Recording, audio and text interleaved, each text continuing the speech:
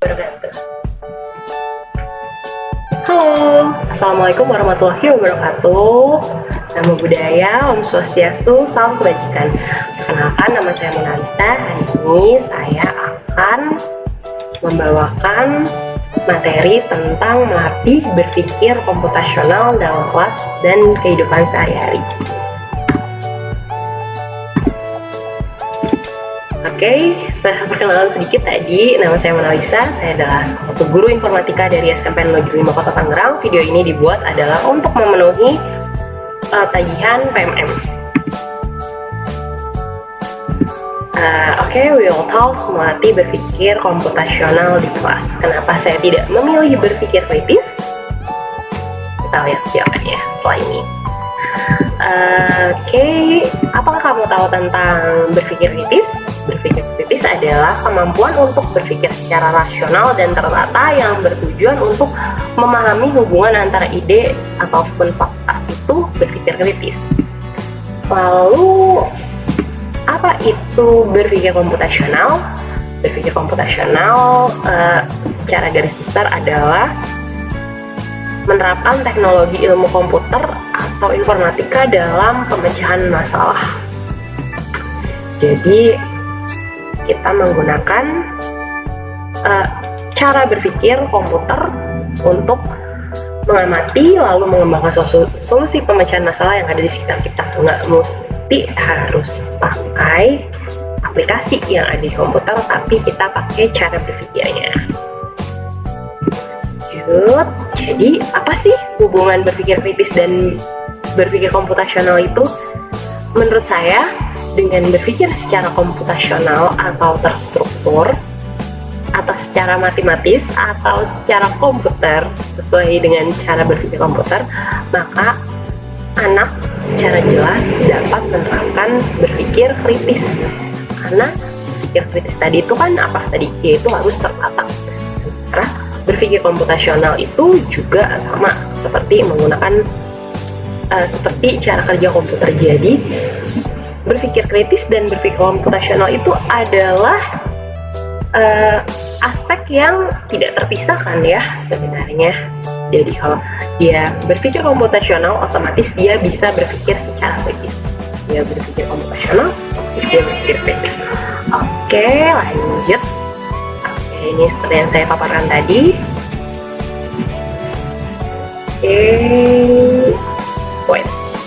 Tahapan berpikir komputasional ini kita bisa ada 4 tahap ya teman-teman, yaitu ada dekomposisi, ada pengenalan pola, ada abstraksi, dan ada algoritma. Apa sih itu dekomposisi? Dekomposisi itu adalah kita memecahkan masalah besar menjadi masalah yang lebih kecil. Contohnya gini, misalnya ada satu kue itu gede banget, kita nggak mungkin bisa nyelesainnya. Gimana caranya kita potong jadi bagian yang lebih kecil-kecil, lalu kita makan kuenya sedikit-sedikit. Jadi itu lebih bisa diselesaikan. Jadi dari masalah besar kita pecah jadi kecil. Lalu selanjutnya ada pengenalan pola. Pengenalan pola itu adalah menggunakan komputer yang digunakan untuk menemukan keteraturan dalam data serta mendapatkan informasi penting dan memahami keteraturan yang telah ditemukan. Jadi kita mengenal dulu polanya. Nah, apa sih itu abstraksi? Abstraksi berbeda dari pengenalan pola. Kalau tadi pengenalan pola kita nyari pola yang samanya, kalau abstraksi itu adalah kita hanya fokus pada hal-hal relevan dan mengabaikan hal-hal yang tidak perlu untuk diselesaikan. Lalu algoritma yaitu menggunakan langkah-langkah atau instruksi sistematis untuk menyelesaikan suatu masalah. Contoh, misal mungkin bikin mie. Gimana sih cara membuat mie?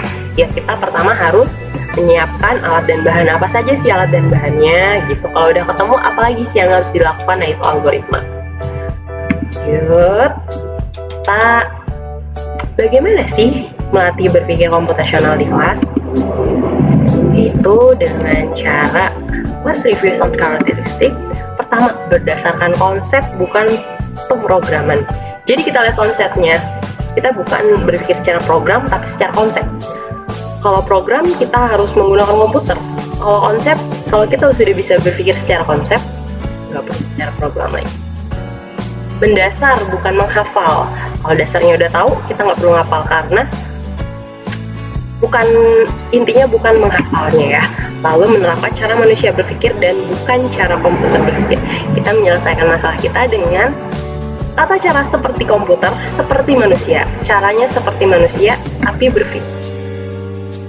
berpikirnya bukan seperti berpikir komputer. Lalu saling melengkapi dan mengkombinasikan antara pemikiran teknis dan matematis. Itu satu kesatuan yang saling melengkapi. Lalu ide dan bukanlah benda. Jadi yang kita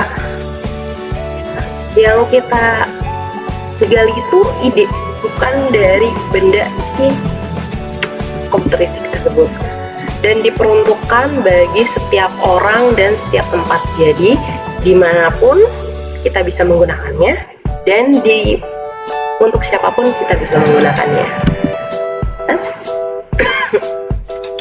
Some fact about critical thinking, yaitu gimana sih cara kita melatih critical thinking, berpikir kritis dan berpikir rasional. Pertama, berlatih mendengarkan secara aktif. Kita bisa ngajak anak untuk berlatih mendengarkan.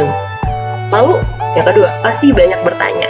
Semakin kita bertanya, semakin kita bisa mengasah daya kritis kita, berpikir kritis kita. Lalu pahami sudut pandang orang lain.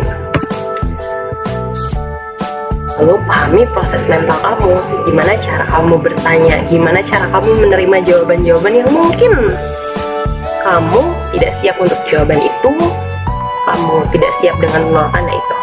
Memiliki seorang mentor, nah ini tugas kita guru-guru untuk membersamai anak-anak dalam proses pembelajaran mereka, dalam belajar berpikir kritis, berpikir komputasional, lalu mempertimbangkan pandangan ke depan. Saya punya kutipan bagus di buku informatika kelas 7 di bab kata pengantar. Itu katanya, tidak terlalu cepat berteknologi, yang penting berpikir. Jadi kesimpulannya apa sih? Kesimpulannya adalah memiliki kemampuan berpikir kritis dan komputasional akan membantu kamu mengambil keputusan dengan lebih objektif dan efektif. Selain itu, hal ini juga dapat membantu kamu dalam mengembangkan diri kamu ke depannya. Maka kita jangan ragu untuk terus mengembangkan cara berpikir kritis mulai sekarang dan berpikir komputasional.